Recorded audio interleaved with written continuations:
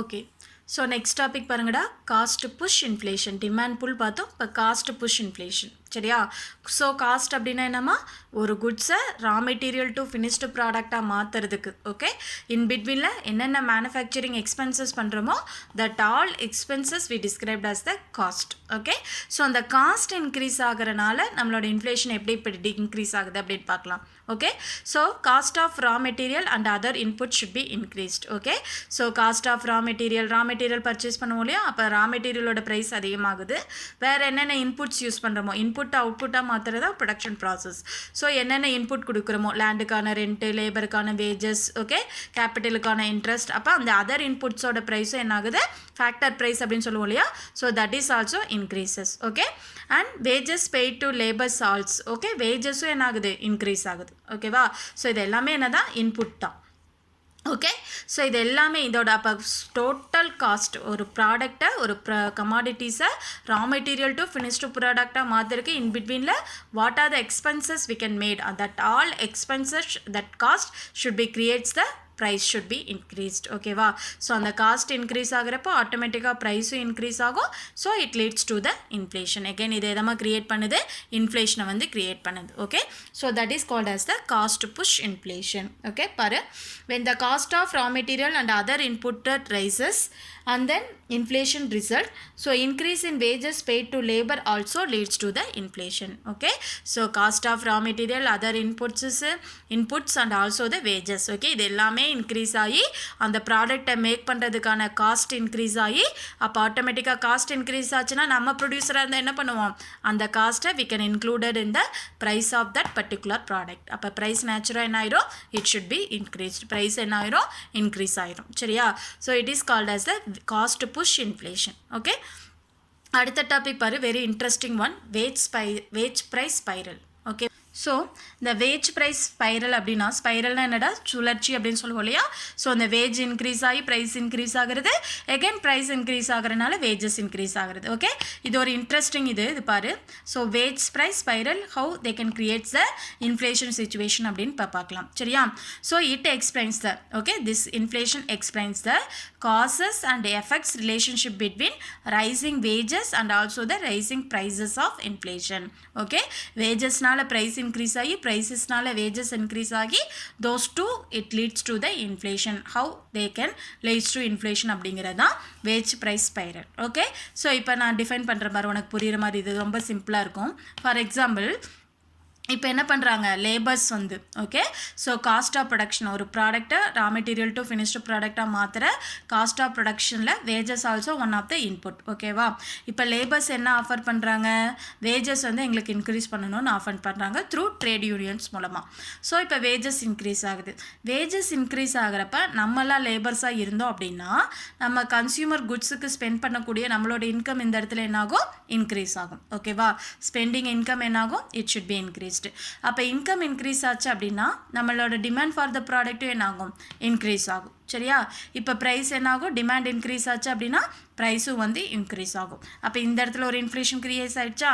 இப்போ பாரு, இப்போ பர்டிகுலர் ப்ராடக்ட்டுக்கான ப்ரைஸ் இன்க்ரீஸ் ஆகிறப்ப நம்ம லேபர்ஸாக இருந்தோம் அப்படின்னா நம்ம இன்னும் என்ன ஆஃபர் பண்ணுவோம், we can offer the more wages. என்ன ஆஃபர் பண்ணுவோம், இன்னமும் நமக்கு அதிகமாக வேஜஸ் வேணும் அப்படின்னு சொல்லி ஆஃபர் பண்ணுவோம். சரியா? அப்போ காஸ்ட் ஆஃப் ப்ரொடக்ஷன் என்னாகும், it should be increased. Cost of production increase ஆச்சுன்னா அது எதுக்குள்ளே இன்க்ளூட் பண்ணுவோம், ப்ரைஸ்க்குள்ளே இன்க்ரீஸ் பண்ணுவோம். சரியா? அப்போ ப்ரைஸ் இன்க்ரீஸ், இந்த இடத்துல ஒரு டைம் ப்ரைஸ் இன்க்ரீஸ் ஆச்சு, இன்ஃப்ளேஷன் கிரியேட் ஆச்சு. மறுபடியும் இந்த இடத்துல என்ன ஆகுது, ப்ரைஸ் இன்க்ரீஸ் ஆகுது.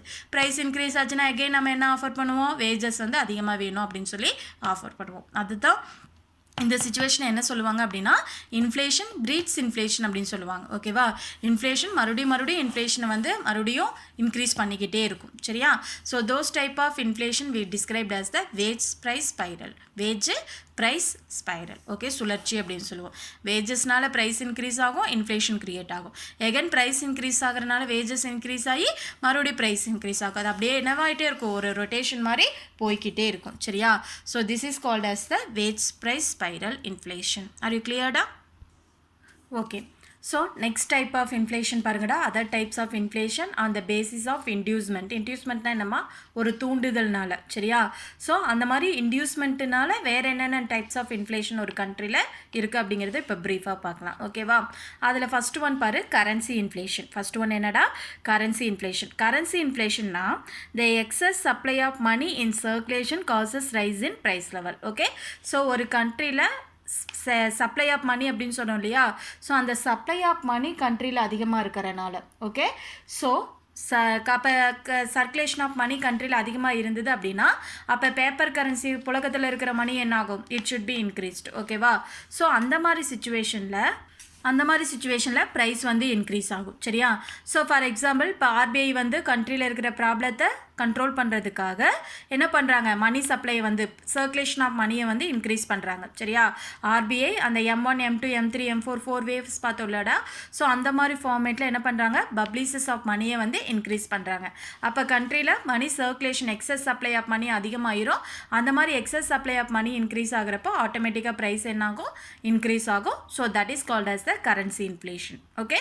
அடுத்தது பார்த்தீங்கன்னா கிரெடிட் இன்ஃப்ளேஷன் ஓகேவா.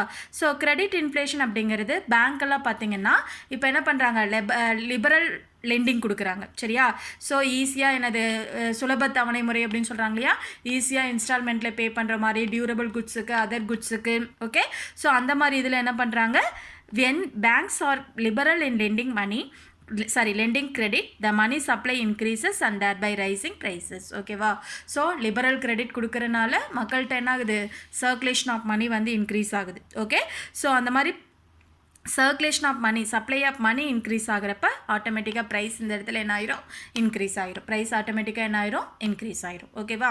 அடுத்தது பார்த்தீங்கன்னா டிஃபிஷியட் இன்டியூஸ்ட் இன்ஃப்ளேஷன். டிஃபிஷியட்னா என்னமா பற்றாக்குறை ஓகே. ஸோ நம்ம கவர்மெண்ட் பட்ஜெட் தாக்கல் பண்ணுறாங்க இல்லையா, பட்ஜெட்டில் பார்த்தா அது சர்ப்ளஸாக இருக்கும், இல்லை அப்படின்னா டிஃபிஷியட்டாக இருக்கும் ஓகே. ஸோ சர்ப்ளஸ் அப்படின்னா என்னமா, நம்ம கவர்மெண்ட்டோட எக்ஸ்பெண்டிச்சரை விட இன்கம் அதிகமாக இருந்தது அப்படின்னா that is called as the surplus budget. But ever நம்மளோட பட்ஜெட் எப்போவுமே எப்படி இருந்தது இல்லை, it's not should be surplus, always it is a deficit one. அப்போ டெஃபிஷியட்னா என்ன, கவர்மெண்ட்டோட இன்கம் கம்மியாகி எக்ஸ்பென்சஸ் காஸ்ட் அதிகமாக இருக்கிறத டிஃபிஷியட் அப்படின்னு சொல்லுவோம் ஓகேவா. பற்றாக்குறை பட்ஜெட் அப்படிமோ. ஸோ அந்த மாதிரி டிஃபிஷியட் பட்ஜெட் அப்படிங்கிற சுச்சுவேஷனை ஹேண்டில் பண்ணுறதுக்காக கவர்மெண்ட் என்ன பண்ணுவாங்க, இன்னமும் வந்து அதிகமாக வந்து சர்க்குலேஷன் ஆஃப் மணியை இன்க்ரீஸ் பண்ணுவாங்க ஓகே. ஸோ சென்ட்ரல் பேங்க் என்ன பண்ணுவாங்க, மணி சப்ளையை இன்க்ரீஸ் பண்ணுவாங்க. அப்போ மணி சப்ளை இன்க்ரீஸ் ஆச்சு அப்படின்னா ப்ரைஸ் என்ன ஆயிரும், இன்க்ரீஸ் ஆயிரும். ப்ரைஸ் இன்க்ரீஸ் ஆச்சு அப்படின்னா it leads to the inflation level ஓகேவா. அடுத்தது பாரு ப்ராஃபிட் இன்டியூஸ்ட் இன்ஃப்ளேஷன். ப்ராஃபிட் இன்டியூஸ்னா என்ன, every entrepreneur business man organisation forms இதோட மெயின் மோட்டிவே என்ன, டு ஏர்ன் எ ப்ராஃபிட் ஓகேவா. ஸோ ப்ராஃபிட்டை இன்க்ரீஸ் பண்ணணும் அப்படின்னா நார்மலாக அதோட மெயின் இது என்னது, ப்ரைஸை கண்டிப்பாக நம்ம இன்க்ரீஸ் பண்ணி ஆகணும் சரியா. So when the firms aim to at higher profit they fix the price with a higher margin. So price automatically should be go up okay. price என்ன ஆகுது, இன்க்ரீஸ் ஆகுது ஓகேவா. அடுத்து பாரு scarcity induced inflation okay. So scarcity அப்படிங்கிறது